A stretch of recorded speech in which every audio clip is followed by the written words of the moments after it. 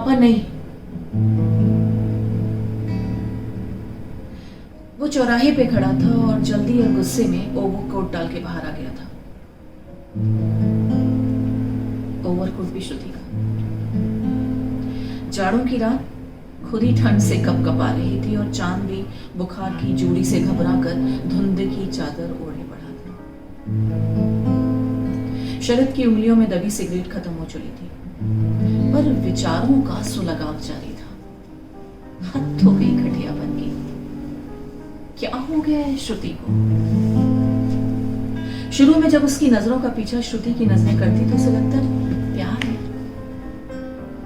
पर जब से बड़े भाई की 13 साल की बेटी सान्या कुछ देर रहने के लिए आई है, श्रुति कुछ असहज सी रहती है। सान्या जब चाचू बोलकर उसके पास आकर बैठती है तो श्रुति उसे वहां से किसी काम के बहाने बाहर भेज देती है। यहां तक कि कार में बैठते समय अगर सान्या बराबर में बैठने लगे तो श्रुति उसे उठा देती है। सान्या, पीछे जाके बैठ।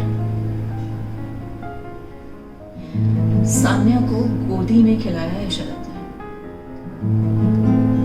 श्रुति का ये शंकालु स्वभाव शरद को कहीं अंदर ही अंदर काट रहा था, और आज तो कुछ ये काट चीर फाड़ ज्यादा ही हो गई थी। दरवाजे की कील से टकराकर सान्या के पैर से जैसे ही खून बहना शुरू हुआ, शरद तभी ऑफिस से आया था। आगे बढ़ के उसने सहारा दिया, सोफे बिठाया और उसे उसके आंसू पहुंच ही रहा था कि श्रुति तूफान की गति से आए और शरद को तकरीबन धक्का देते हुए सान्या को संभालने के लिए आगे झपटी। इस धक्का मुक्की में सान्या ने अपने पैर का संतुलन खो दिया और गिर पड़ी। शरद गुस्से से फड़फड़ा गया। बड़ी मुश्किल से सान्या की पट्टी कर श्रुति को कमरे में ले जाकर परस पड़ा। तुम्हारा दिमाग खराब हो गया है श्रुति, तुम्हें हुआ क्या है? आपको क्या हो गया है? आप हमेशा उसे छूना क्यों चाहते हैं? क्या बकवास है? शरद खुद पे भी अब विश्वास नहीं कर पा रहा था कि उसने क्या सुना है हमें। वो शब्द उसके कान में पिघले हुए शीशे की तरह पड़ रहे थे। श्रुति को सुबकता छोड़कर शरद बाहर आ गई। कहां गलती हो गई? श्रुति और उसके बीच में सब कुछ कितना अच्छा चल रहा था, पर इस असामान्य व्यवहार को कैसे झेले? कुछ ऐसा लगता है कि सब कगार पे अब आखिरी सांसें ले रहा है। दूसरी सिगरेट निकालने के लिए शरद के हाथ जब जेब में गए तो किसी कठोर सी चीज से टकराया। बाहर निकाला तो वो डायरी थी। ओह, ये तो श्रुति की डायरी है। उसने अक्सर श्रुति के हाथ में देखी। लैंप पोस्ट की रोशनी में एक के बाद एक पन्ना दर पन्ना वो पलटता गया। शब्दों की लिखाई की रोशनी शरद के चेहरे पर फैलने लगी थी। पता नहीं लग रहा था कि रात काली है या शरद का चेहरा। शरद की आंखों में पानी था या ठंड से। उसके कदम तेजी से वापस हो चले। वो दौड़ रहा था और वो जल्द से जल्द श्रुति के पास पहुंचना चाहता था। जैसे अपने घर के दरवाजे के आगे रुका तो बदहवास सी श्रुति दरवाजे पे ही खड़ी थी। कुछ पश्चाताप, कुछ आंखों से भीगा चेहरा। शरद ने उसे अपने करीब खींचकर ओवरकोट में छिपा लिया और श्रुति के आंसू पहुंचते हुए श्रुति की कान में बोला, सब तुम्हारे पापा की तरह नहीं होते श्रुति, और न ही हर पिता तुम्हारे पिता की तरह होता है। शरद को मालूम था कि उसे अपनी श्रुति के दिलो दिमाग से कौन सा खौफ निकालना है। उसे मालूम है ये यात्रा लंबी है, पर गंतव्य उसे मालूम था। श्रुति को चाय का प्याला पकड़ाते हुए उसने कहा, कल हम लोग साइकोथेरेपिस्ट के पास चलेंगे, चलोगे?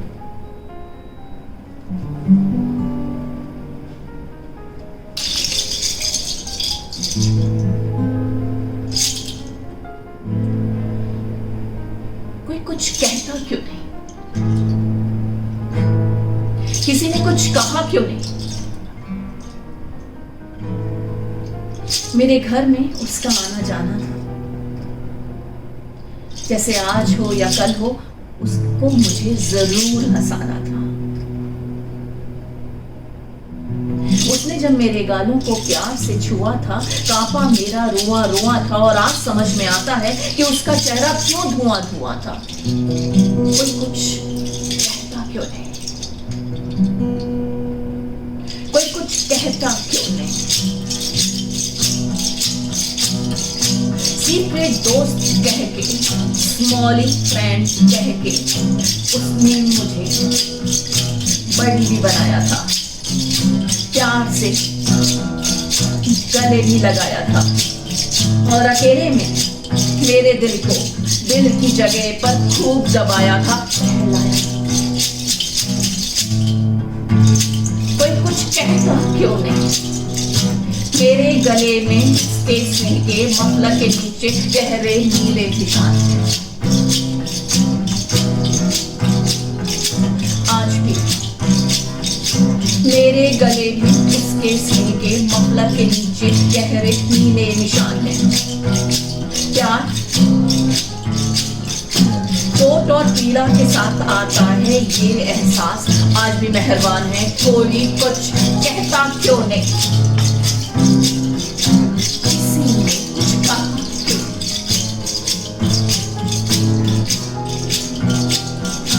माँ को बताया था, उसने कह के मुझको चुप भी कराया था। भाई से बोला तो मजाक सा बनाया था। कहा क्यों नहीं। वे तुम्हारे घर के आसपास तुम्हारे बेहद खास होते हैं। विश्वासी कच्ची फूलों के वो घात होते हैं। अनचाही तुम्हारे शरीर की जगहों पर उनके हाथ होते हैं। किसी ने कुछ कहा क्यों नहीं। और डर के कांटे रोज आने वाली बारात होते हैं।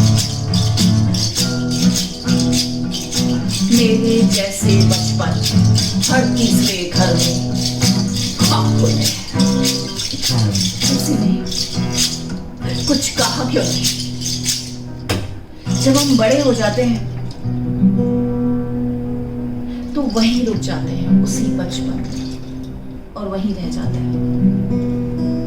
और कभी कभी तो मेरे जैसे चोट खाए एक स्वस्थ जवान बनने के लिए चोट देने की मशीन बन जाते हैं। क्योंकि तब किसी ने कुछ कहा नहीं था। अब जरूर कुछ कहिएगा, अपना हो या गैर का मामला, चुप मत रहिएगा। क्योंकि तब किसी ने कुछ कहा नहीं था।